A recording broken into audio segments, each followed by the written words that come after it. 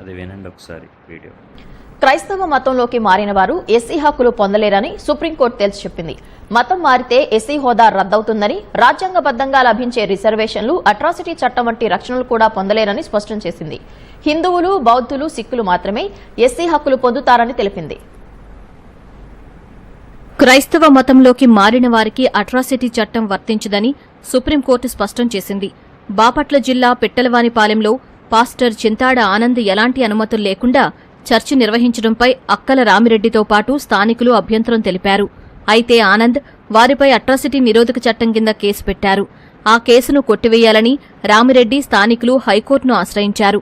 ఆనంద్ పుట్టుకతో హిందువని, క్రైస్తవం స్వీకరించడంతో షెడ్యూల్ కులానికి చెందరని రామిరెడ్డి తరపు న్యాయవాదులు హైకోర్టుకు తెలిపారు. ఎస్సీ అట్రాసిటీ చట్టంలోని సెక్షన్లు ఆయనకు వర్తించవని, ఫిర్యాదు చట్ట వ్యతిరేకమని వాదించారు.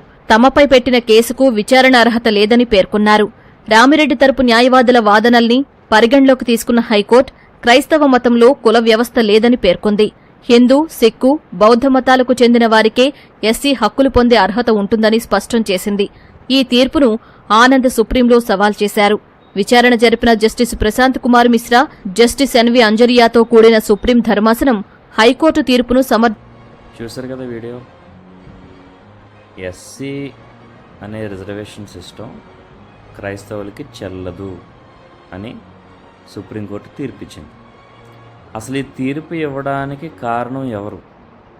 ఇన్ని సంవత్సరాల ఎస్సీ రిజర్వేషన్ క్రైస్తవులకు ఉన్నప్పుడు మరి ఇప్పుడు కొత్తగా ఈ యొక్క రిజర్వేషన్ సిస్టాన్ని క్రైస్తవులకి చెల్లదు, ఇది కేవలం హిందువులకి, బౌద్ధులకి మాత్రమే చెందుతుంది అని గవర్నమెంట్ ఇంత కరాఖండిగా ఈ డెసిషన్ తీసుకోవడానికి కారణం ఎవరు?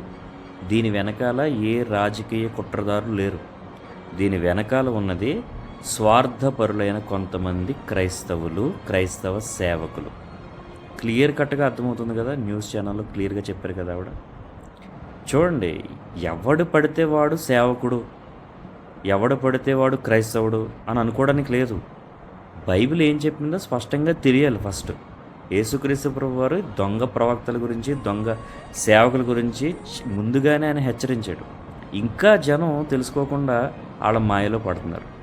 జాగ్రత్త. ఇలాంటి వాళ్ళని మీరు పెంచి పోషిస్తున్నంతకాలం క్రైస్తవ మనుగడకి చాలా ప్రమాదం పొంచి ఉంటుంది. ఎవరు నిజమైన సేవకుడు?